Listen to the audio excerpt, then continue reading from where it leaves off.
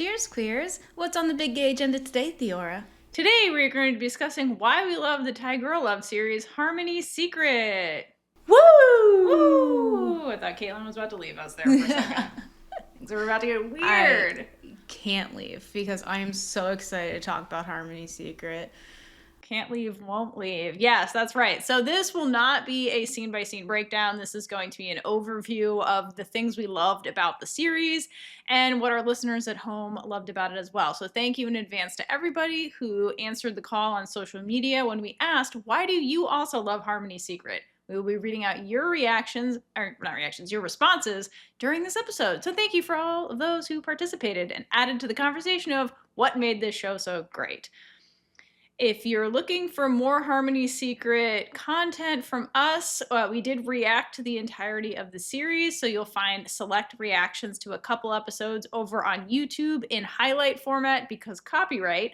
And if you'd like to watch us react to the entirety of Harmony Secret, episode 1 through 8, no interruptions, no nothing, no ads, become a Patreon member. So for $5 a month, you can access to that and so much more. So head on over there. Go do it. Go do it now. Right now. Then So that's available to you right now. And if you're interested in talking or listening about the novel, we will have a book club episode that's coming out soon that's going to be focused on the Harmony Secret novel. So it'll be coming out shortly after this episode. So if you haven't read it, I highly recommend you check it out. Because that would be coming too, because the novel and the series they're similar but different, and it's worth getting into both of them, honestly. So that will be coming for you soon. It's coming for you. It's going to get you. It will. One way or another. Yes. So, all right. And with that, we're going to be focusing this episode on the series. Okay. So novel will be its own episode. This is going to be about the series. So, I will start, and I will say that Harmony Secret, just as an aside, this is one of the few shows I watched in 2025 where I was really impatient week to week to wait for episodes. So impatient that I read the novel, okay? Because I needed to know what the hell was going to happen with these week-to-week things. Like, I was super impatient. And that doesn't happen to me very often when I'm watching a television series where there's a novel. Like, sometimes, yes. Other times I'll read the novel after, I'll read it before. No, this was one of the few shows where I was like, I can't wait until the next episode. I need to know it. I'm going to read the novel. And I read the novel in like 3 days. Like, I read it really fast. And you know she's serious when I get texts about it. Like, she was so impatient. So, yeah. I mean, it was hard. It was a great story. And we made it even better in our reaction, so definitely go check out those. All right. Where are we starting? Why'd you love it, Caitlin? Sorry. Or just popcorning. I love first of all, the characters are very intriguing. And one of the most intriguing things about is the fact that she has a lesbian bar. Oh, she doesn't just have a lesbian bar. She has more than one bar, actually. Check out the novel. But no, there's more than one. But we get the lesbian bar in the series. And I think it's just really cool to, like, see that. We've never seen, like a queer bar, I think. Right? Not in a Thai girl love, but Not like, yeah, like like I mentioned this when we were right, like the stereotypical gay bar that used to be like, at least in America, that's like a safe space for queer people. So there's usually always a queer bar or a cafe, like the Planet and the L Word. Like usually you'd go to a gay bar because that's where gays congregate in real life. And so that's been missing from Thai dramas because they're different countries with different cultures. So thank you, Kun Awadin, for bringing back the gay bar, because it's been a while since I've seen a television show with a gay bar. Well, also like drinking is falling out of favor, as it should, because it's terrible for you. But the gay bar was like a place where people could meet and like be gay. So thanks for that.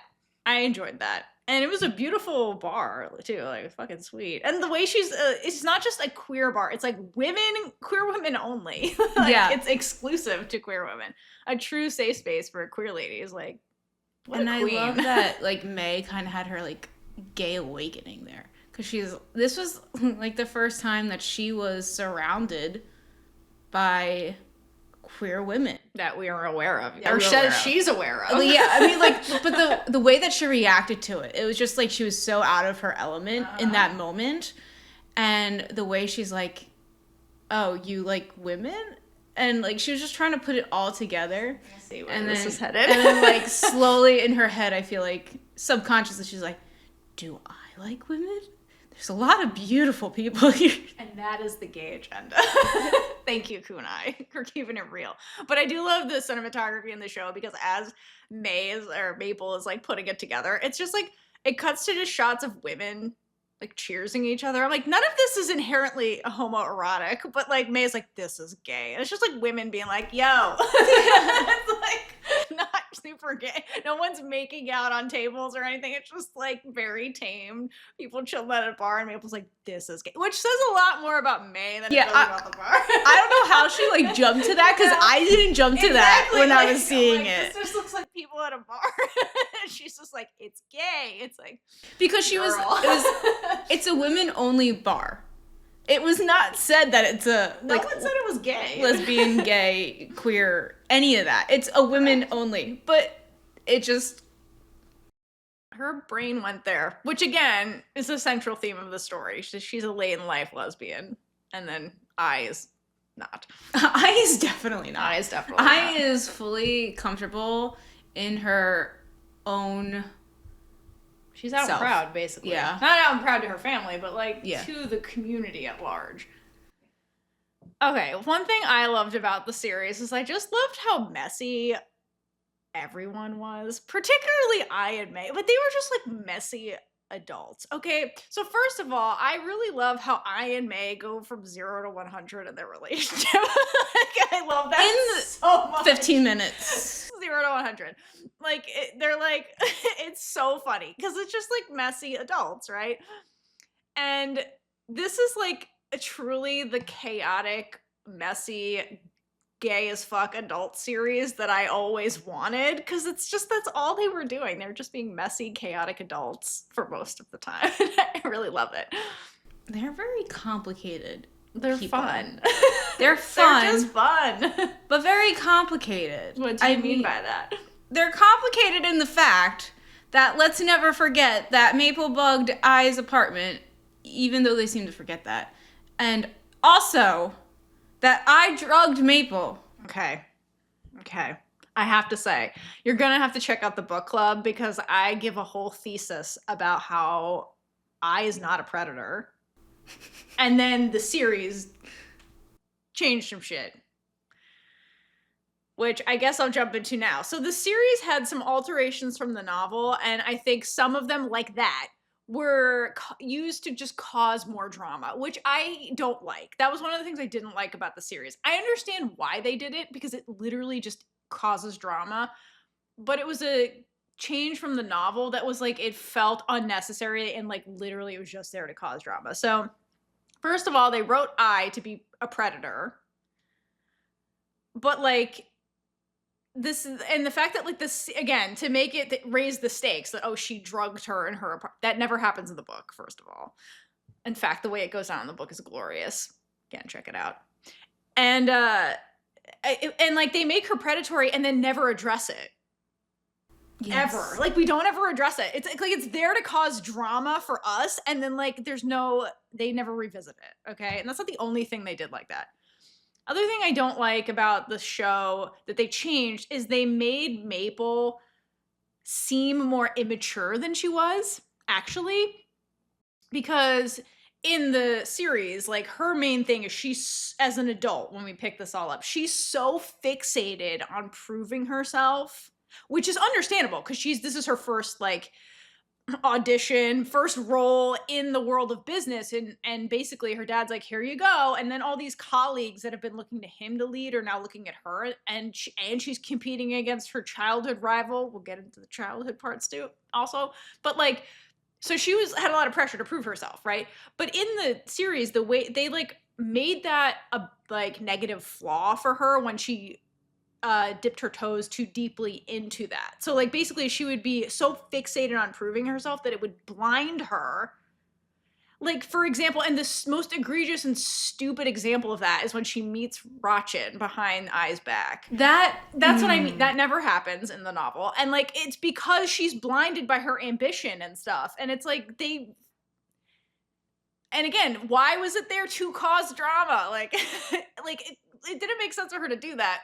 But they wrote her to be almost, like, less intelligent than she was actually as a character. Because I really love Maple. Like, particularly from the novel. And it was just like, what are you doing with Mabel? Like, I don't, like, the characters had different reads to me, like, having read the novel, which is fine because, like, this is an adaptation. It's not a one-to-one translation from series to novel and vice versa. But, like, I didn't like that element of Maple's character in the show because it made her do stupid shit that she wouldn't have otherwise done. No, because, like, who thinks it's a smart idea for, like, oh, I told me that this guy is dangerous and to never trust him, and then in the very next episode, go meet him by herself. Because she's like, I don't trust I. Because, like, they kept getting into these, like, cycles of, like, where I would try to mentor Maple, but then because they wrote her to be so ambitious to a fault, Maple couldn't take the feedback. She would take the feedback as being like, you think you're better than me. And then she would act out because her character was immature in the series. And then she would do stupid shit because she's like, I'm going to get back at I. And it was like, Maple is not stupid. She's actually really intelligent and really rational and, like, would never do this. And so, like, being somebody who's read the novel, I was like, this... Because again, it's written that way to create drama. That's it. And I didn't agree with a lot of these changes, but, like, it's just to make drama. Another example of that is Maple's father secretly deceiving her. That never happened in the novel, by the way. It's there just to cause drama. And we never address it the same way we don't address Eyes of Predator. And you know what? What are you doing? I think I'm more upset that we don't address the fact that the dad bribed the doctor to lie to his daughter. He lied to his daughter. Like, flat out lied to his daughter. I think I'm more pissed off about that and, like, not resolving that and, like, him apologizing for that. She doesn't even know. She never finds out that wasn't true. She also never... Okay, I'm more upset about the eye thing because she date drugs her. Like, she drugs her. That's really bad. It puts her in danger. Like, that... Like, if I was actually a fucking predator, like, that would be fucked. Like, that's so hard. And we never talk. And she doesn't find that out either. Like, you know? Yeah, that's true. She never finds out that she was drugged. We never address that, and Maple never finds out. It's fucked. Yeah, that really is messed up. And then last thing is all the mommy issues. So, okay, in the novel, there's no body count. All the parents are alive. Wow. All of them. All the parents are married to their significant others.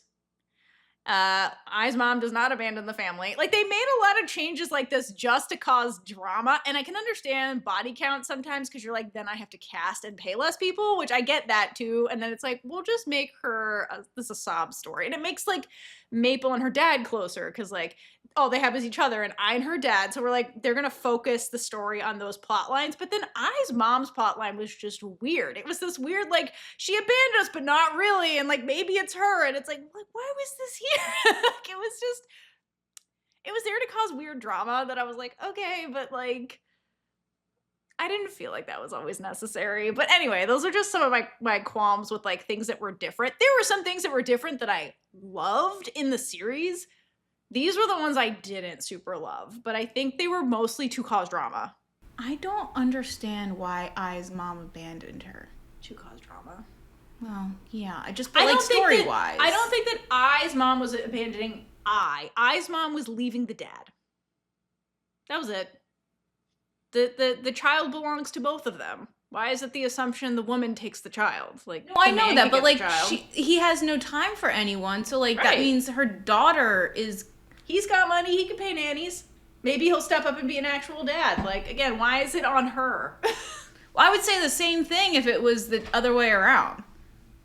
Yeah. I mean, yeah, exactly. Adults are irrational too. Like, whatever.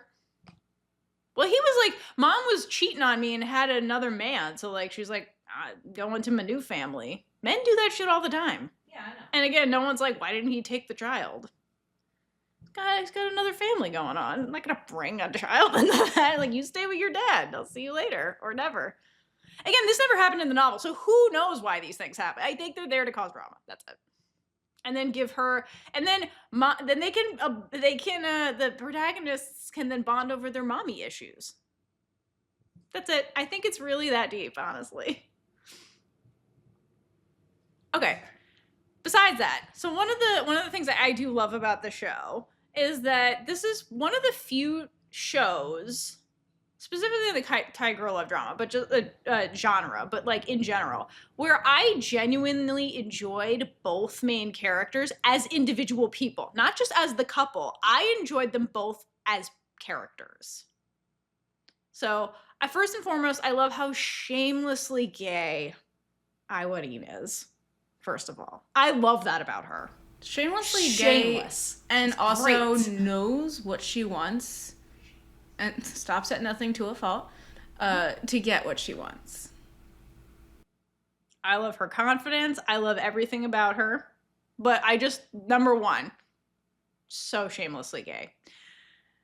Because we haven't had a shamelessly out proud queer character. At least I haven't in media in a while. So it was very refreshing to see that again. I was like, yes, thank you, finally. Usually it's like I have to come to terms with my sexuality, or like we're chill and normal about it. She's not chill and normal about it. I love that about her. And then on the same train, I loved May's shameless ambition. Like, good for you, girl. Like, yeah, it blinded her in the show because of how they wrote her, but like she was so shameless about wanting to prove herself, wanting to be the leader, wanting to make a name for herself in her career. Like, and I love that about her. Like, I love that. Like, I wasn't super about that. She was just like, yeah, I'm doing this thing and I'm just supremely good at it. So I like the different elements of their characterization, like the things that they were shameless about were different and fun, and I enjoyed that about them. I also like the fact that the way that they use the childhood backstory, really, I personally feel like it enhanced what was going on in the present, because it showed her drive to succeed. Because she's like, Maple to succeed, because she was beaten out by I in high school, and like all she wants to do is to prove herself that she can make a plan, that she can run things. And so now that is what she's doing, and that makes it complicated right now too, because this is the person who beat her in high school, and now it's like, oh, is she really just playing me to be on top again? But yeah, no, I agree with that. It does help it contextualizes why she is immature about all this too, because it's like this unresolved childhood thing where it was a one-sided rivalry. Like, I was not trying to bait her or like shame her, but that's how Maple interpreted that whole thing and was like, oh yeah, I'm gonna get you back. Meanwhile, I was like, she's so pretty, look at her. Like, she never, like, that was never. It was a very, again, like that's the thing I don't like about the way they created a childhood backstory, first of all, for the series, and then like used it to like create this lingering tension, which is fine, but then like Maple would revert back to being a child when she would get into it, when those feelings would come up again, and it made her do stupid shit, which I didn't like. That's fair. But I get what you're saying. Like, it does help contextualize Maple's ambition, but like also like, you know, being a woman that just got out of her master's degree and is fresh into her career, like, you also don't need a tragic backstory to understand why she would be ambitious. Yeah. Like, that seems like it's been her journey throughout her like education and stuff. Like, same way with I was ambitious, but like not because she had a tragic backstory, because she was just an ambitious woman, and like I enjoy that about the two of them. And also, speaking of their like business stuff, because like they're in a business setting for like most of the series, not when they're doing sexy time stuff, but like for the setting of the plot, basically.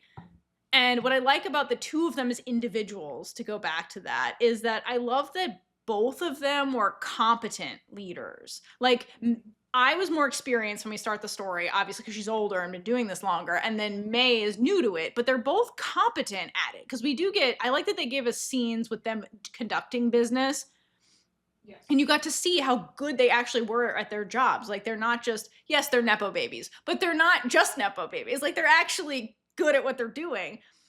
And with that, neither of them fell into the damsel in distress trope. Like, neither of them. Like, yeah, there were times where I saved Maple from situations, because again, she's older, wiser, more experienced. Also, they were in her hotel. She knew all the tricks, like, made sense. But Maple was never the damsel in distress, ever. Like, she was competent on her own. Same way with like, also competent on her own. So I do, again, that's why I like them as individual characters. They're both very strong, like, quality characters who can stand on their own, which made them interacting super fun, because they're both, then they butt heads sometimes. I think we got a great mixture of business and their personal life. Mm-hmm. Yeah, because the show. Yeah, they did not bury the business stuff. Like, they fleshed that out, and that's something I talked about when we talked about Love Design. Like, they really talked, and like, we saw presentations. Now, that show, I felt like there was a little too much at times.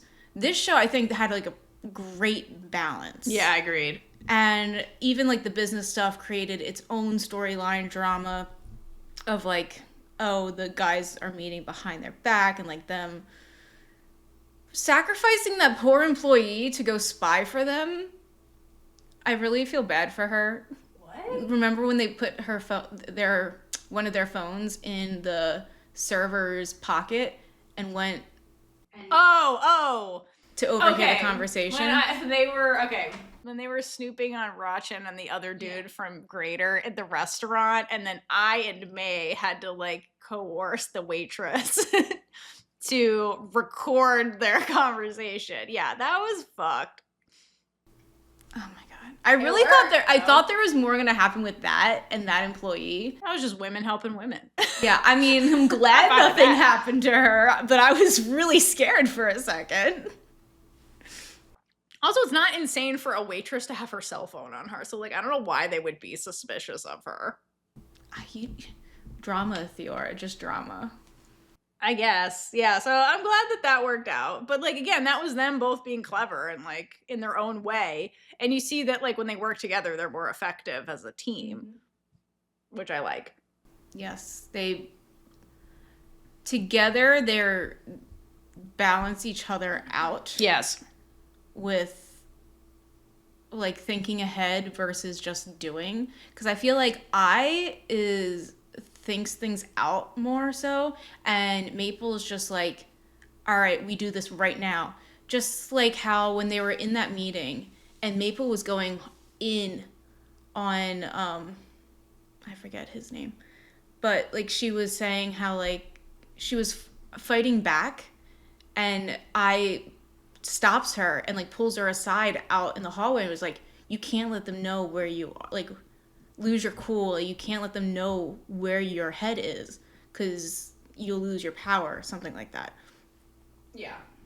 So they definitely level each other out, which I think is a great business partnership and also a regular partnership, because you need someone to help you become a better person too. Yeah, no, overall, I liked their relationship, honestly. I don't like some of the changes in the series that made it seem more predatory than it actually was, like from the source material, but they were very fun. They're a fun couple to watch, because there's a good amount of tension between them that's related to their situation, which is rival business women. And then they just have this unresolved or brooding, explosive sexual tension situation happening with them. And they're just so messy and dumb about it sometimes. And I just love that about them. It's so fun. It's just very fun to watch them be idiots, honestly. Something else I loved, and it goes with the balancing each other out thing, is we get a little, I guess, social commentary. Like, and it's... Get what? I don't know if it's social commentary, if that's the right word or not. I couldn't hear that word. I didn't hear you. Okay, social commentary. But it's kind of like they have this conversation where it's like the grass is greener on the other side. Oh, yeah. Yeah, on where the like rooftop, yeah. Yeah, where Maple thinks that like the common folk, the street vendors, have more enviable lives, and she doesn't understand why these people envy I and May They're like, oh my Maple's God, we lives. work so hard as Yeah. elite people. And I was like, have you ever tried starving? Because Yeah. maybe, like, what the fuck are you talking about? I was happy about that because I was like, this seems like some elitist propaganda, like propaganda for the 1%. And then I like that I comes in and she's like, Yeah. girl, what are you saying? You're saying some privileged fucked up shit right now.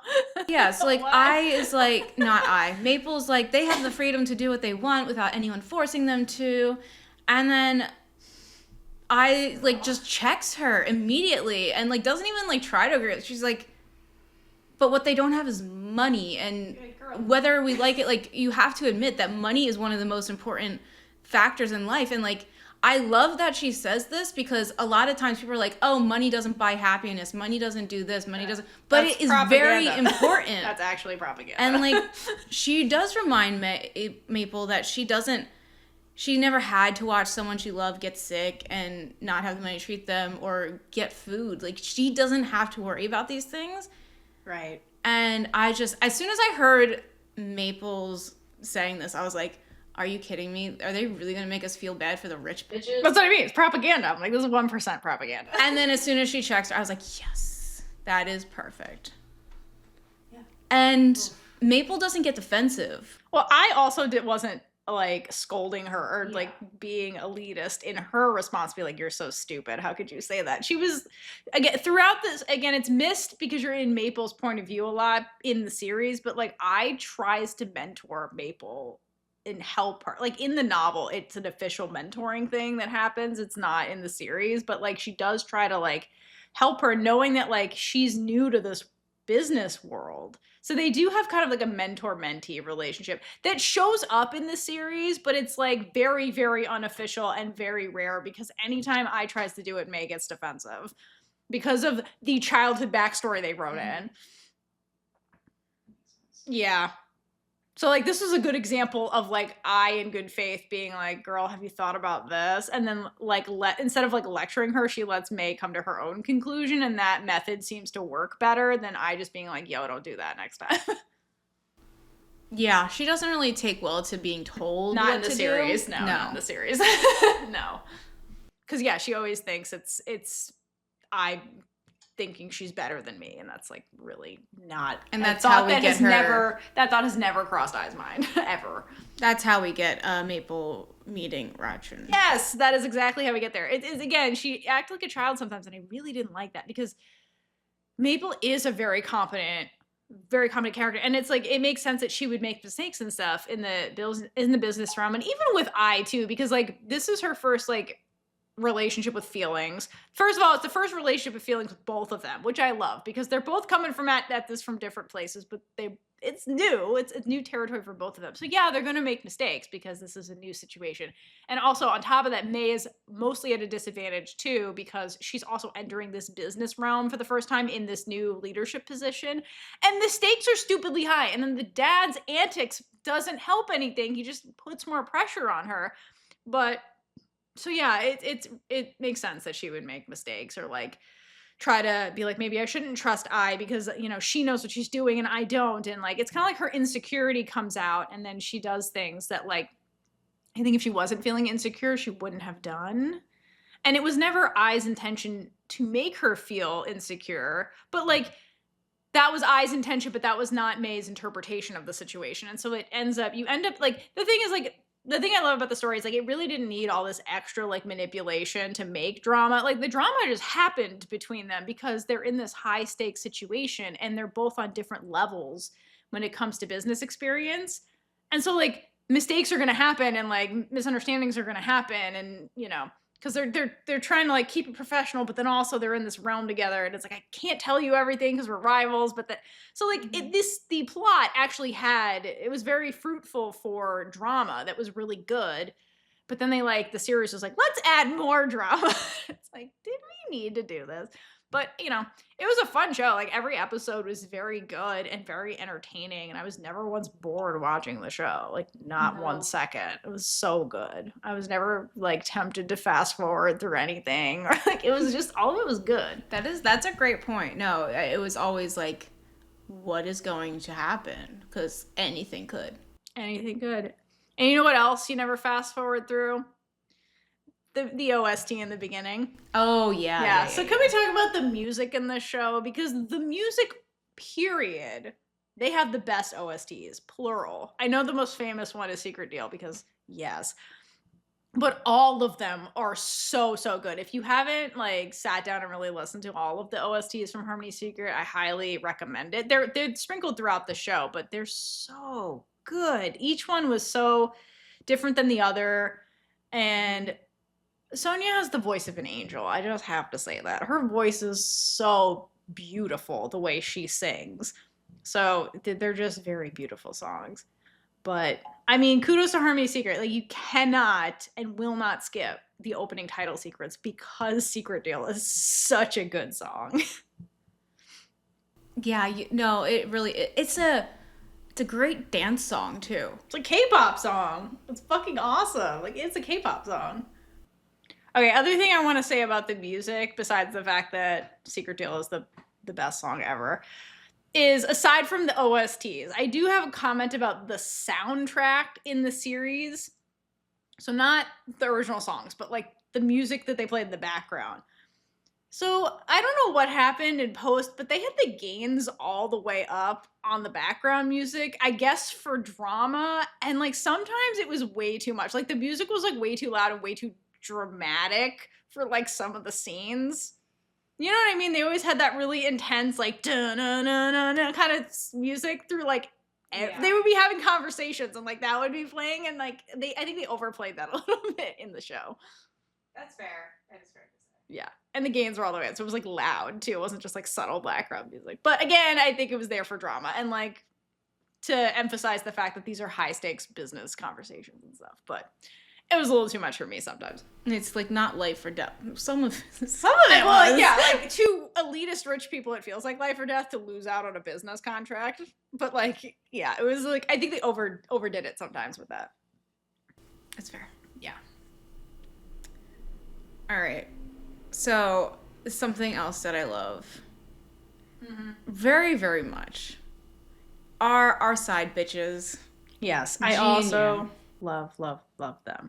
So this was one of those changes in the series that only exists in the series. There is no side bitches in the novel. Sorry. That's a crime. Sorry to disappoint. And like I will get into it in the novel about why it wasn't going to happen as written. But I'm really glad they existed. But I would have liked more of them, period. But I understand, having read the novel, why there wasn't more of them. And I understand some critique from people that have watched the show is like, oh, it felt really weird the way their story unfolded and stuff. And it's like, it's because the show made them up. Like, there is no, like, source material to pull from. Like, they purely made them up for the show. Like, Yam and Ge were in there. Yam and Ge were assistants to their respective, like, business person. But it didn't go beyond that, really, in terms of the similarities with the show. So it was like a brand new story. And like, yeah, it wasn't super cohesive, but I would have liked more of them. But I'm glad we have them at all, like, is what I'm saying. Like, I loved them. And I loved the actors that played them. They were very funny together. I'm very happy about their series that they have. I Want to Be Soup Tar, which is, I like it so far. I love them as a couple. And I think they're hilarious. Like, they're very good comedians. They have a good, like, serious, like, sunshine and grumpy, like, dynamic that's very fun, especially in a comedy. Like, that's more of a comedy. But I loved them here. I thought they were great. Yeah, I mean, we seem to flesh out Yam a little bit more than Ge, I feel like. Ge is more like, well, I feel like there's more backstory to Yam. Well, Ge also got the backstory that, like, she was friends with Maple in, like, college and, like, protected her in college from, like, date rape. Like, why is she always getting drunk? Yeah, shit? I know, seriously. Like, that girl. Like, she does have a backstory, and we do have backstories. They're just, like, quicker, and I feel like Yam's was my favorite, so it sticks out of my mind more. But that's probably what it is. I think that's what it is, but they both had backstories that were brand new, that were not in the novel. And they did kind of, like, resemble each other in the fact that I and Maple both got them to where they are today. Right. So it was definitely a very good contrast with the two and, like, makes sense with their loyalties to their bosses. However, we need to we'll talk about the backstory in a second. But that bathroom hostage scene, that was crazy. That was literally insane. Yeah, again, that was just on the show. That was crazy. That was insane. But like, and then you understand, like, okay, I literally saved Yam's life. So she would quite literally do anything for her. But like she's anything. like, I literally would die for her. I would literally murder everyone in this room and also myself if it meant helping I. Like, that's how extreme her loyalty However, is. I also feel like her mental health wasn't fully like she. Oh no! I mean, she has so much trauma growing up too. Like, right. So like Definitely the not. adverse childhood experiences that she's had, Ooh. like she was definitely not okay. No. And like if we focused more on her, we would see that more. Mm-hmm. But like for her to be like, I would die for her right now, that means that she doesn't value her own life at all. Well, she values I's life more, is Yeah. the thing. I don't think it means that she just does not value her life at all. It means that that's how much she loves I, and that's how like indebted to I she feels. Because she's like, I would have died if she hadn't intervened. So we have a life debt now. That's kind of what it reads to me. It reads like we're in a life debt, and I owe her with my life because she saved mine first. But I really enjoyed Yam's backstory, and yeah, I agree. That was one of my favorite additions to the series was Yam's backstory, and also her sisterly relationship with I. Yeah, it was I so loved that cute. so and like much. It made so much sense once you found out that what happened of why they shared so much together. Yeah, exactly. I loved that. Their relationship was very big sister, little sister, and it was so cute. And I loved getting to see the scene of her like finding her, like running away and just being like, okay, come with me. Like no hesitation. Yeah. I will give you a better life. I will pay for your medical bills. Like I literally saves her life. Yes. That's why Yam is so extreme. And also like Yam's younger. So there's also that. So she's more immature in a sense, or less life experienced. So her reaction's going to be more extreme versus like G. If you look at G and Maple, the way they're presented in the show is that G is older than Maple. So it's more like if you were to look at them as a sister dynamic, it's G's the big sister, May's the little sister. But then that gets weird because power dynamic wise, May has all the power and G doesn't. So then it makes their situation weirder. Whereas like with I and Yam, I calls all the shots because she's the older big sister. So out of respect, big sister calls all the shots. Also, she has all the power because she's the boss. Mm-hmm. So what I says goes. And Yam's like, yep, whatever you say, boss. And yes, whatever you say, big sister. Then you go to look at Maple and G.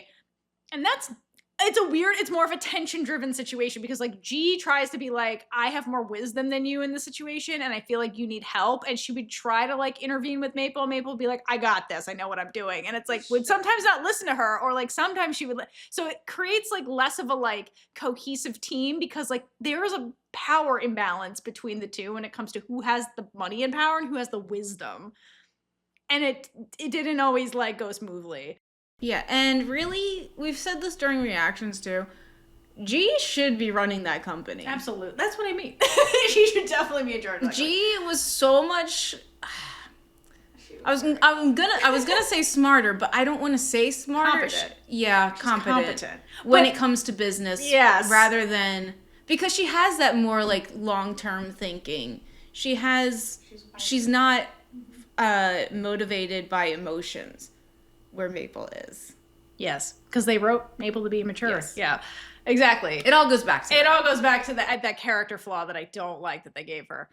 But yeah, no, it definitely makes Maple read differently, and in a way that I don't like because I thought she was a very good character the way the original author wrote her, and it made her more business savvy than she seemed to be, even as somebody who's new to it. And she was aware of her limitations. Like the Maple in the novel was more self-aware.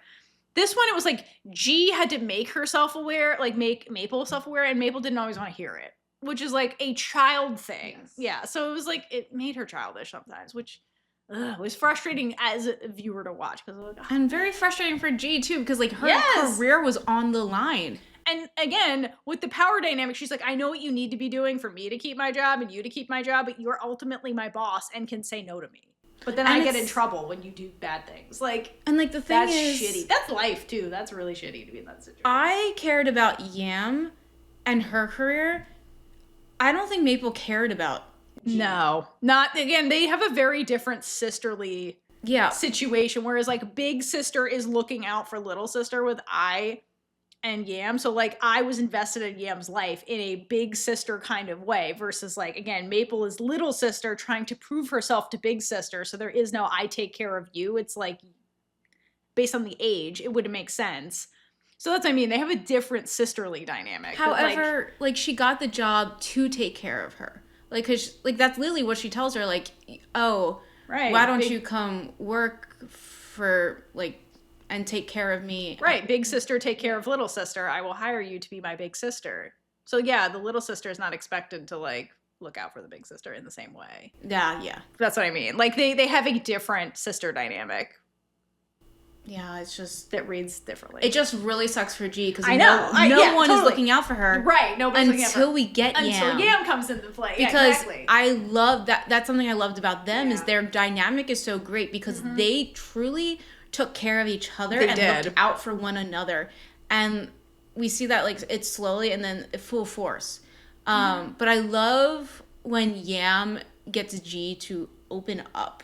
And this like they do a lot of meetings at bar, like not actual meetings, but like they meet up at the bar. And then they don't even get to go to the gay bar. They're just like at a bar. I know. I wanted to see them at the gay bar so bad. Where's the gay bar for the college folks? Did they? Why did they get invited to this fancy bar? I will say it is a gay friendly bar because at some point they kiss and everyone's excited for them. Yeah. So like it's gay friendly, but they didn't get to go to an exclusive gay bar, so they got robbed.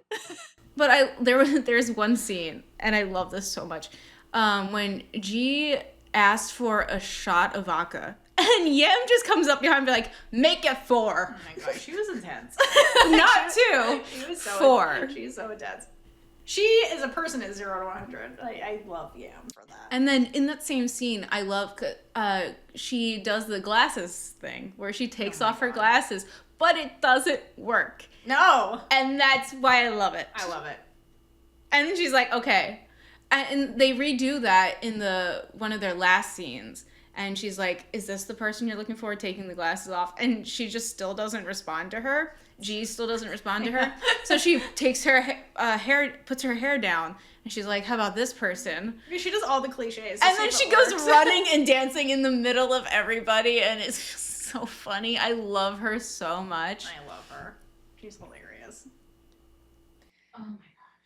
I will say the other thing about them is that in another life, G would have made an amazing bodyguard. Oh my gosh, yes. No, G G is a badass who gives all the bodyguards in Only You a run for their money. Seriously? Really? Like, she was more of a bodyguard than anybody in that show that was about bodyguards. It seems like it came out of nowhere, too, because we've never seen her do anything like that. It sure did come out of nowhere. But you're like, damn, girl. No, I mean, she defends her a couple of times, but I was like, that was just some professional shit you just did that, like, seems beyond, like, I did a self-defense class once in college. I know. Like, it seemed like you were professionally trained. It's like she's been training her whole life for that moment. And I'm not complaining at all. If I have to suspend my disbelief for anything, it's G kicking men's asses. Yes, give me more scenes like that. I'm fine with that. That was a great addition, whoever made that call. Thank you very much. And then going back to, like, them taking care of each other, I really liked when Yam was just like rock bottom with the fact like she didn't want to hurt I, and like she like attempts to walk off the roof. I didn't like that part, but I like that G was right there and like pulls her back and was just like, okay, let's be there for each other. And it's just and then when again, G like takes care of Yam, and she sees Oriana's the numbers and like takes photos of everything, and then Yam explains why she is so committed to I, and how she would give everything to her, like she literally saved her, and she just connects with G so much, and you see G and her feelings grow even more for Yam. And like the minute that she deleted all those photos, first, that was good. I'm still not convinced that it's not in that cloud, but also it just made my heart so happy because like finally we see them just caring about their relationship. And I felt so bad in the morning for G when Yam is just like, let's forget it ever happened. We can't be together. I was like, oh, but G was finally opening up to somebody and letting herself have something. And it's not just based on work. Like this was outside of work. Which they both needed. But what I didn't like about their narrative is the fact that they're like, our bosses aren't together. No, we can't be together. Yeah, that's the one thing I hate.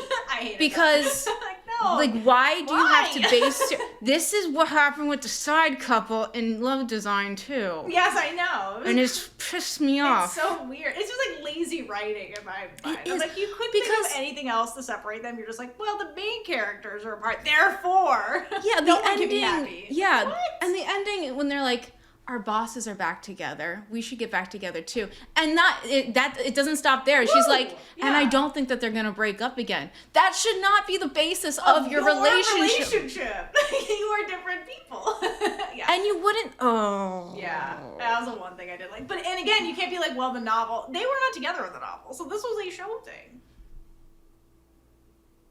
I don't like that. I don't like that trope element. For the side bitches. No, yeah. Why is that a trope for the side bitches that they cannot be together if the main couple's and they have to like model their relationship after the main couple? Like that's crazy. Yeah, I didn't like that part. Like either have them be their own people, have their own stories, or just make them the two-dimensional like characters that like Poisonous Love. Make them they all when they have conversations, it's only about the main couple. They never talk about themselves. You couldn't tell me what those characters' favorite colors are for the Save Your Life. Like it's like that kind of stuff. Their sounding boards and their exposition and their versus like having them be actual human beings. Because like Yam and G had their own story going on. Yeah. That was independent of I and Maple, but then like the writer's like, no, it's the same. And it's like, what? You just showed me that it wasn't. Like I could give me whiplash here. Yeah, and I mean, I talked about all the times like G took care of the time that G took care of Yam, but like the scene where Yam stays all night and lets G just sleep on her outside the apartment. First cute. of all, she could have dragged her into the apartment. That was cute though. But like she just willingly let herself get eaten by mosquitoes. I don't know how G didn't get eaten because Yam was swatting them off of her. Oh God, girl. Right. Anyway, it was very sweet. It was sweet. All right. One more aspect of Harmony Secret that I want to get into, and then I'll wrap this up with my favorite scenes. Some of them overlap the way you said. But last element of Harmony Secret that I really loved about the series in particular is that I read as a shadow daddy. Okay, if you really think about it. Okay? Because yes, if you are not familiar with that term, it's like a character book trope, usually in heterosexual relationships, but not exclusive to that. So shadow daddies are usually a trope, and it's characterized as a character that's broody, a little dangerous, monogamous, will destroy the world and themselves for their woman, and that is I.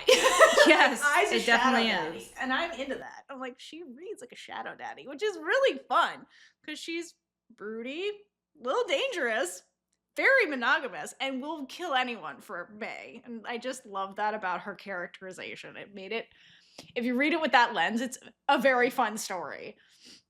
And it makes her even gayer. Honestly, like she's one of the gayest characters ever in anything. I'm sorry. I think that makes our spoiler for our reactions if you haven't watched them.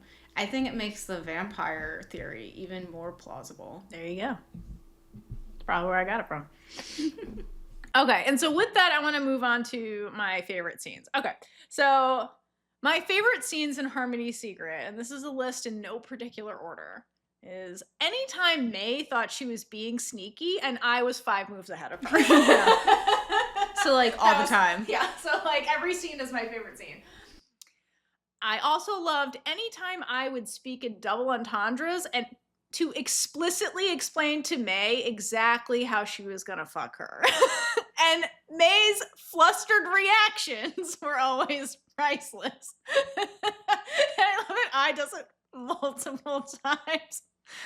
She's like, well, you know, just like when I make drinks, I take my time. Like, and you're just like, girl. Like, and May's like, why do you talk like this? She's trying to fuck you, girl. Come on. And you're clearly into it because you pick up on it pretty fast. But the shameless way she does that, it's very shadow daddy behavior also. I love anytime G and Yam took care of each other, like you mentioned, Caitlin. And to your point, and to continue the scene where they spend the night with each other, the morning after where they were eating congee together and being cute. Yeah. Love that. Warms my heart. I love anytime G literally kicks men's asses. That is one of my favorite scenes.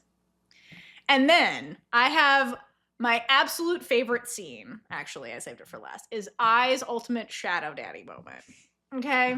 It's when it clicked for me. I was like, she's a shadow daddy. She's coded that way for some reason. Whoever did that, good job. Whether it was intentional or not.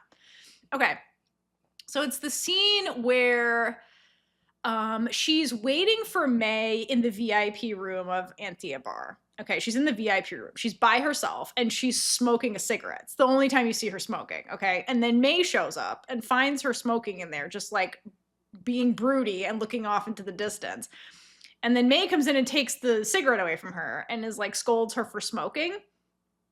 And she's like, what the fuck are you doing this? And then I says, my mouth is bored when you're gone. So then May kisses her and is like, well, I'm here, so don't be bored. Like, do me instead, basically. And then the shadow daddy moment is after May basically gives her permission to do that.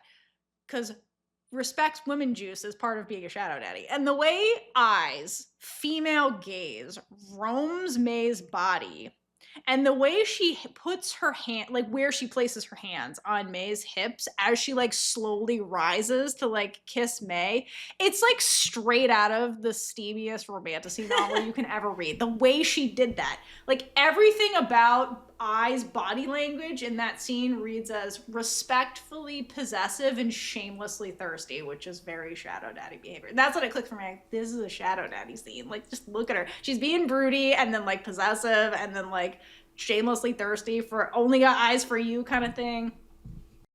Top tier romance. That's what makes the show great. Like, they have a very good, fun relationship that's very fun to watch. The thing that did surprise me about the show, and I'm kind of glad, is that they didn't have like an explicit sex scene the way they did in Affair.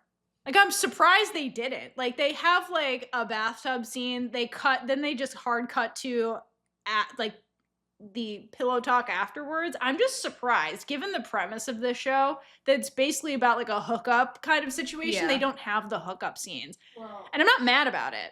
I'm really, well, if Maple didn't stop I in the room when she's like, let me hear you, I feel like that would have been the time. But we stopped. Yeah, but like they never, when they do actually have their first time, there is no sex scene, really. They just get in the bathtub together and make out for a bit, and that's kind of it. I'm just surprised, given that this is like a heightened romantasy-esque type of story, that they don't have a sex scene. It's kind of interesting. But again, I'm not mad about it. I thought the scenes we got were really good. It was a very fun story. I really loved it. There were some weird things that they changed, but like overall, I loved the show. Like, I thought it was very fun and it's very rewatchable. As somebody who has rewatched it multiple times and like had fun with the rewatches, like I thought it was very good. And the music, I listened to the music from this series like literally on a daily basis, like all the songs. They're so beautiful. They are. All right. Do you have any other points for why you love Harmony Secret? Because it brought us here today, talking about it. That's why I love it. It brings people together. It does. Okay, so before we jump into why you at home love Harmony Secret, I think we're going to wrap up our segment with Big Gay Energy Award. So I'm going to give mine to I's Shadow Daddy moment, because, oh my God. I'm into it. I have a tie. Okay. And it's either Yam letting G sleep on her outside the apartment. That was ridiculous. Because first of all, she also got to keep her close and sleep, like, her head was, like, right on. Her breasts were a pillow that night. But also, it's little gay energy because the reason we're in that situation is because Yam is little. The little gay was letting the big gay sleep on top of her, which is cute. And the other scene is when I tells May that she wants to hear her. Oh my god, yeah, that was really so good. Much big gay energy. That was a lot of big energy. And then anytime I was speaking a double entendres about wanting how she's gonna fuck May. She does it multiple times. Big gay energy. I has a ton of like, if there was a character I had to award the most big gay energy to, I think we had a poll going on at some point and she wasn't on the list, and I was like, that character, it's the most big gay. She has the most big gay energy. Well, we ran the poll for Big Gay, which show has the most Big Gay energy, and we didn't watch Harmony's Secret at the time. It was Harmony's Secret because of this character. Let's be real. Okay. And lastly, what Taylor Swift song for you encapsulates Harmony's Secret? All right, so I think I'm going to go with I Knew You Were Trouble. Yes, that's but I'm going to put in parentheses, but not in a bad way. Yeah, no, not in a bad way. Yeah, she's a shadow daddy. They're both trouble, but you know what? That's it's for both of them. I know. I'm gonna go with Wonderland, which is one of my favorite Taylor Swift songs ever. It's basically a take on like Alice in Wonderland, how you get in this relationship and it's just like, it's like stepping into another world, and nothing's as it seems and things like that. And so to me, that encapsulates them because it's like they kind of got so wrapped up in each other that they got sucked into this like scenario where like they kind of had to have a secret relationship, and like then like the business stuff was getting entwined. So it's like we found Wonderland, we got lost in it, like in our relationship, and then like kind of had to get back to reality to deal with the business stuff. So I think that encapsulates them pretty well. That's a very fun song. All right. So before we go to our listener comments, we have to take a quick break to give some shout outs to our Chaos Crew over on Patreon. Woo! Our Chaos Crew members on the Big Gay Ride or Die tier and above are a Mix Monzone _multi, BJR, Danny, Isla, Here For It, Jasmine O, Jill L, Cassie M, Kelsey S, Leona, Michelle G, Monet F, Moving Forward Leading, Nancy D, Pooja S, Q432, Regina B, Sarah B, and Vorjevichin. Woo! And our featured Big Gay supporter members for this episode are Lily C, Jada G, and Rag. Yay, thank you. Thank you so much for all of your support. And again, once again, thank you to everybody listening and watching this, because without you, we couldn't do this. So thank you. Do all the things that you know to support us, because you don't have to be a Patreon member. Not everyone can be in this economy. That's totally fine. We understand. We see you. Comment below so we can thank you. And if you didn't have a chance to participate in our social media polls about why you love Harmony's Secret, leave us a comment under this episode telling us why you love Harmony's Secret, because we really want to know why everybody loves it, because there's a lot of reasons. All right, and with that, let's jump into our listener comments. So we'll start first with Patreon. So first and foremost is Cassie M, who writes, in short, the ladies can overplay a script which more than once forgot what they added while adapting, because it was like Glee, because the novel was much more innocent. Okay, maybe. Causing characterization that didn't feel well together. I agree with that. The chemistry of LMSY was as good as in Affair, where the plot at times made less sense. And Lily Bell were a charismatic side couple deserving of more screen time and less clunky resolution. Agreed. And of course, the OST was fire. Secret deal with its ethno-EDM references. While I prefer the novel to the TV show, I don't mind watching it once or twice or thrice or smiley face. Yeah, no, it's so good. Like, exactly. That's what I'm saying. And I agree with the novel. I preferred the novel. Well, like, I'll get into that when I talk about the novel, because there are things I like, things I don't like. And that's fair. But so, like, together, they're good. I highly suggest if you haven't read it, go read it, because it really is. It's similar enough and then different enough to make you, like, love it. love aspects of it and then appreciate other aspects of the show that aren't in it. And it's like they're good comparisons, I would say. Yeah. Both very, very fun. The relationship is still fun both ways. Awesome. All right, our next comment is from Q432, and they said, the chemistry of Lookmhee and Sonya was electric as expected. They nailed the yearning tension perfectly. Oh my god, that is like their strong suit. Them and Faye May are like probably the best at that yearning shit. They're so good at. Well, again, the Shadow Daddy, has that like yearning shit down. She's an expert. She should really teach classes. All right, Q432 continues, Lookmhee nailed Warren as bold, strategic, ruthless business heir with emotional vulnerability. Yes. Sonya nailed Maywika as brash, self-reliant, and ego-driven personality. Both of them nailed the emotional scenes. Yes. They really did.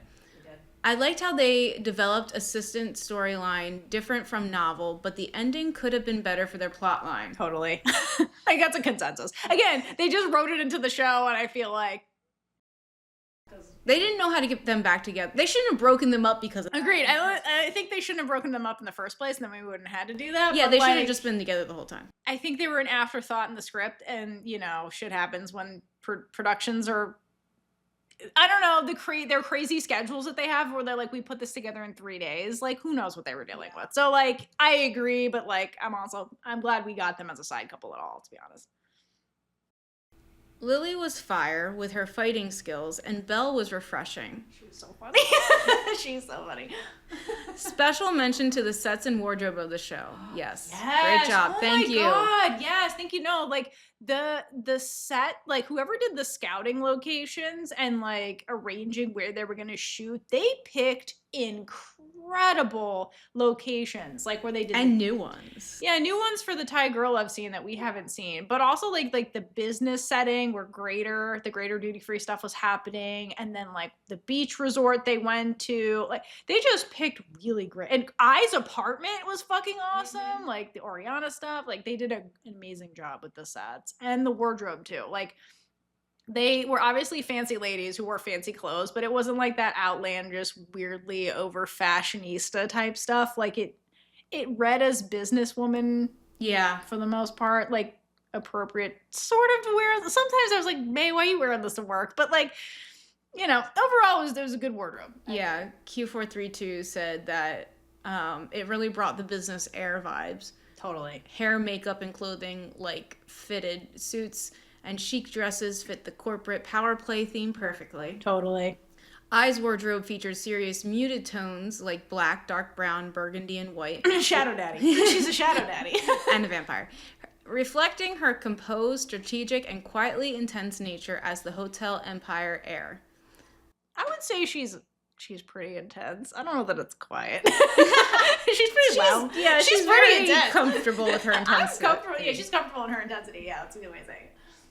May wears bolder, vibrant colors and optimistic styles, flowy dresses, and chic business wear, highlighting her sweet yet demanding side, contrasting I's restraint while showing her fragility under pressure. The dialogues between leads, especially the gay banter, the best. They have the best banter. I flustering May, both with looks and talks, was hilarious to watch in the first few episodes. It really was. Harmony Seeker has one of the best OSTs. Preach. And then Q432 also participated in our Big Gay Energy Award and Taylor Swift songs. So their Big Gay Energy Award goes to Just I Weren't Existing. Can't choose one moment. No. And that is perfectly valid. Her existence is Big Gay Energy. And then Taylor Swift songs for the show. For I Warren, probably The Archer. And especially the part with Who Could Ever Leave Me, Darling? Who Could Stay? And it mirrors her guarded heart and your... mirroring her guarded heart and You're on Your Own, Kid. That's a good one. Yeah. You are on your own, kid. Always have been. For I and May, Delicate, Mastermind, and Labyrinth. Yep. Those are all accurate. Mastermind. Those are good ones. Yeah. Definitely Delicate. That's a good one. Delicate too. I can't remember Labyrinth off my top of my head. But yeah, thank you so much, Q432, for like participating in everything. Yeah, no, that was a great analysis and great reasons to love harmonies. Thank you for pointing out things that we didn't. Appreciate that. This is why we ask you guys for your opinions. All right, continuing with Patreon, we have Zori M, who writes, Lookmhee and Sonya have one of the best chemistry, like best actor chemistry, and are arguably the best kissers in Thai girl love. That's also a fact. Because, like, the way Lookmhee kisses, it's like she wants to eat your face. Like, she's very good at it. And also, Zori M, Lookmhee plays a yearning character really well. She was made to be a shadow daddy. That's all I'm saying. Like, she's got the yearning down. She does. She's so good at it. Yeah. She should teach classes. That's all I'm saying. All right. Our next comment from Patreon is from WhiteCat112. And their response is, vampires! Again, go watch the reactions. Yeah, you have to watch our reaction videos on Patreon specifically. Yeah, on Patreon, yeah. They are not on the YouTube highlights. I cut it out. White Cat continues, but really, this was quite a fun show to watch and yell at the screen at the decisions they were making. Yes. Yes. Agreed. All right. Last but certainly not least from Patreon, we have BJR, who writes, even though May and I were the undisputed stars of the series, I still waited each week to see what was happening with Yam and Ge. Yes, I became so invested in Yam and Ge, and then was very disappointed to read the novel and be like, oh man, I don't know what's going to happen with them. They're not in here. There is no Yam and Ge as a couple. Yam was frustrating. This is a BJR. Yam was frustrating, but Ge remained respectful of Yam's decisions even when they caused Ge pain. Their backstories were well constructed. You can imagine Ge saving May in high school and becoming May's assistant / bodyguard. Yeah, she's a bodyguard, let's be honest. It also seems believable that Ge would have a difficult time getting over her crush on May. Oh shit, is that going on? I must have missed that. I can see that, honestly. I know, there was definitely that where it at least looked like it. I was like, is she in there? Yeah, because it was like she looked very upset seeing her, like when that scene when they're in the car kissing and Ge and Yam are like watching, like Ge looks like she's about to sob. That's true. Also, she's like, damn, I'm about to lose my job. I don't know. But yeah, I can see that. Okay, BJR. Yam's story was too much of a coincidence, but who cares? Yeah, valid. Ai's tremendous character came out in her treatment of Yam. Yes. Oh my god, yes. Ai training Yam to be her assistant was one of the more memorable and heartfelt scenes in the show. Oh yeah, we didn't talk about that. That was super cute. That was very sweet. And then BJR agrees with us. No wonder Yam ended up loyal to a fault. Yeah, no, exactly. I think that Yam was that part of all of Yam's story, like I think setting her up as the extremely loyal assistant, I think worked. I agree with you, there's coincidence in there, but like I don't care either. Okay, and finally, my big gay energy runner-up award goes to Ge in a suit. Oh my god, yes, Ge in a suit. That is big gay energy. Or even dressed casual. Yes. Ai is just impossible to knock out of first place. Yeah, no, like nobody beats her in terms of big gay energy. It's just Ai is untouchable. She exudes it confidently. Ai is untouchable, but also yes, Ge in a suit. Let us hydrate for Ge in a suit, because yes. Whew, thank you, BJR. Okay, that wraps up our Patreon comments. Now we're gonna head over to YouTube, and our one and only YouTube. Yeah, our one and only. Our one and only Crimson Studios. Crimson Studios, who has a lot to say. So I just want to say before I read some of this comment, thank you for commenting at all based on how this comment starts up. We appreciate you, Crimson Studios, and we always love hearing your opinions. We really do. We really do. All right, so they said, I don't, but I'm going to be nice about it. And I love that. Crimson Studios. I like Lookmhee and Sonya. This was my introduction to them. I haven't seen Affair yet. Oh, best of luck to you. It's similar, but crazier. Anyway, have fun. No spoilers. The opening theme was amazing. 10 out of 10. Banger that I listen to all the time. Yes. Warren is very gay, and I love that. But can she... I get that you like Maple, but like there's better ways to do than forcing yourself on her. It gave me citrus flashbacks. Yeah, no, they write her as a fucking predator and it pissed me off. Iwadine is not a predator. Ugh. Yeah. I didn't like that either, Crimson Studio. It was very cringy to watch those scenes. They continue, I like the side couple. The two actresses had good chemistry, and I'm glad they are getting a new show together. Yes. And it looks cute and up my alley. Lookmhee and Sonya also are getting a cute show too, and I'm looking forward to it. I'll be brief about why I didn't vibe with it, because it's a me problem, I think.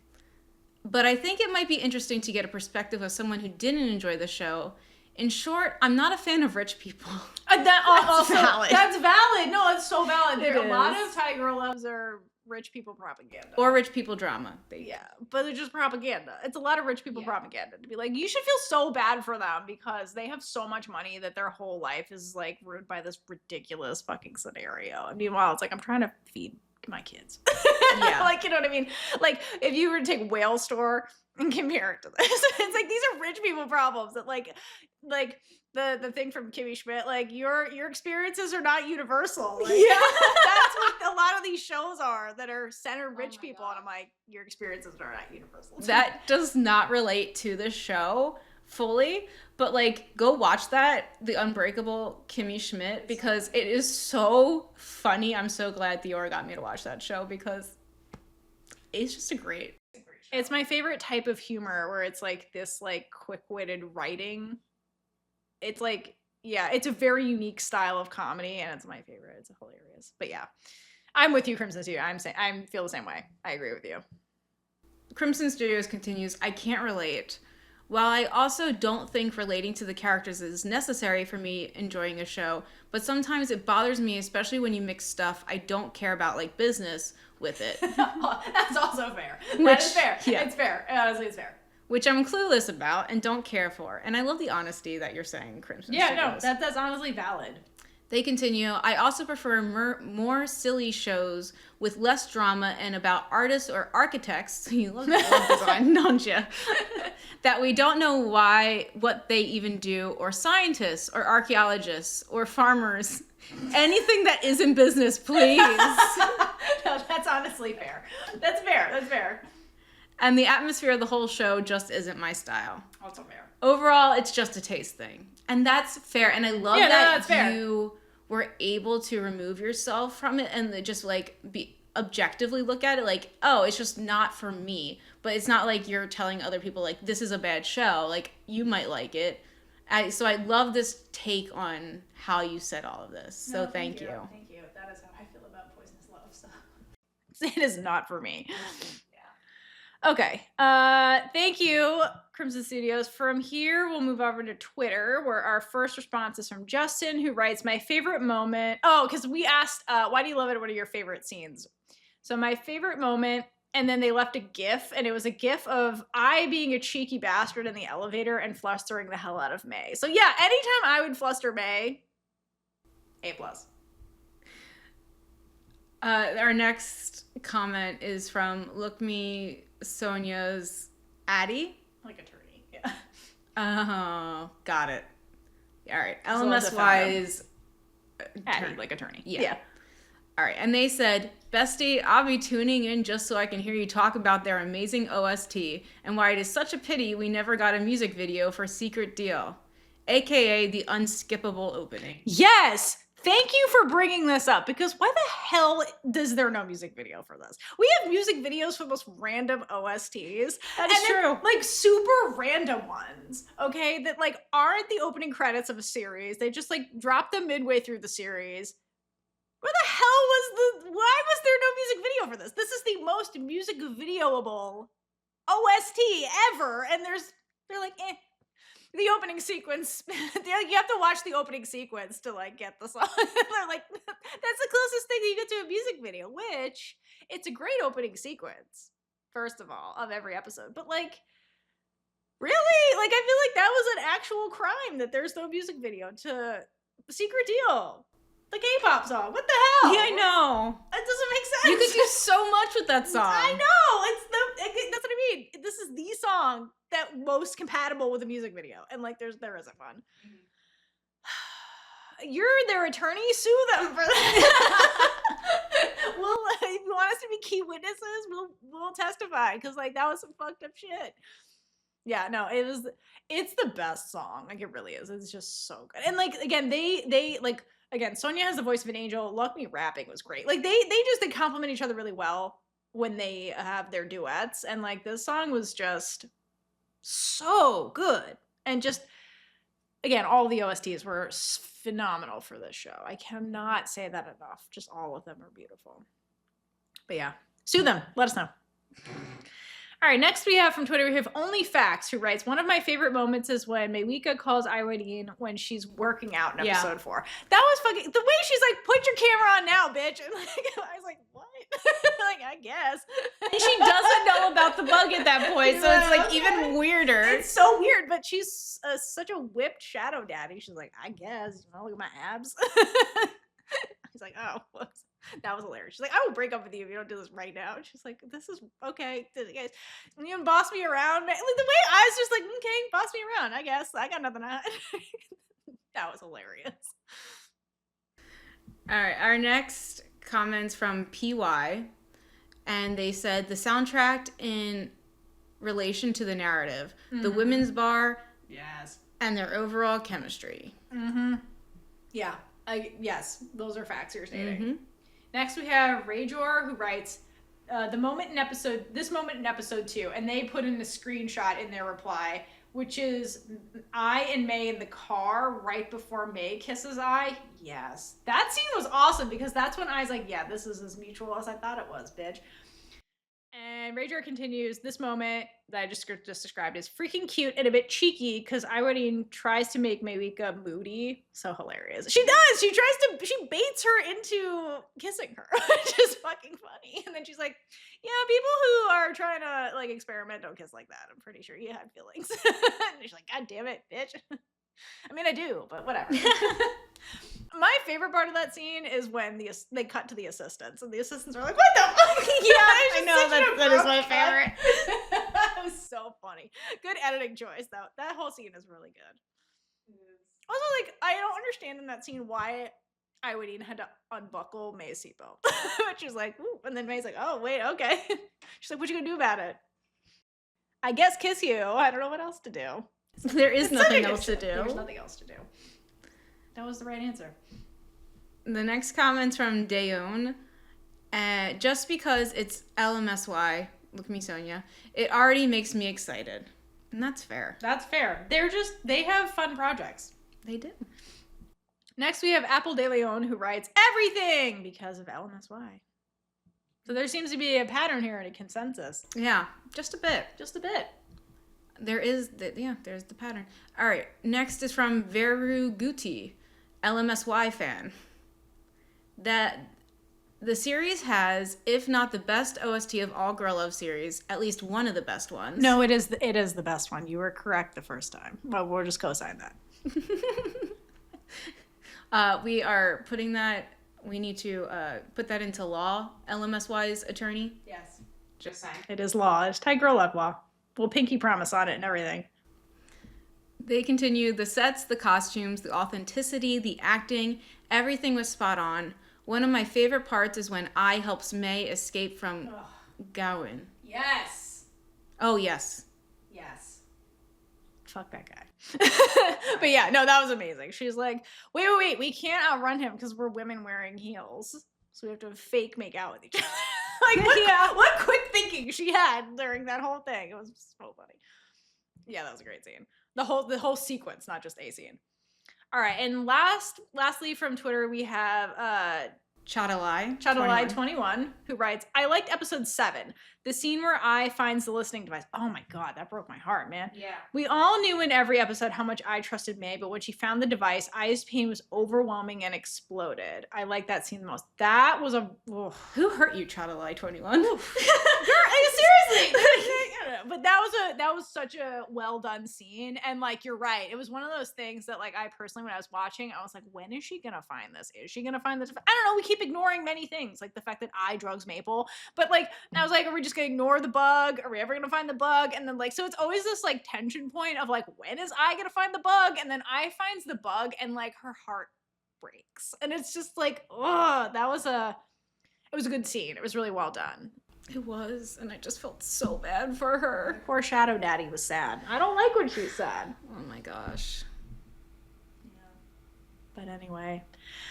Okay, so that was Harmony's Secret and why we all loved it. There's just so many reasons that we cannot possibly encapsulate them all, honestly. So we did our very best to pay homage to the series. And like I said, we will have an episode that comes out paying homage to the novel. And we'll do some more comparisons with the series. So read it, seriously, and check that out for more Harmony's Secret fun. And we'll definitely be back to talk about Hometown Romance whenever that comes out, because that looks so cute. So wild. It looks so fun.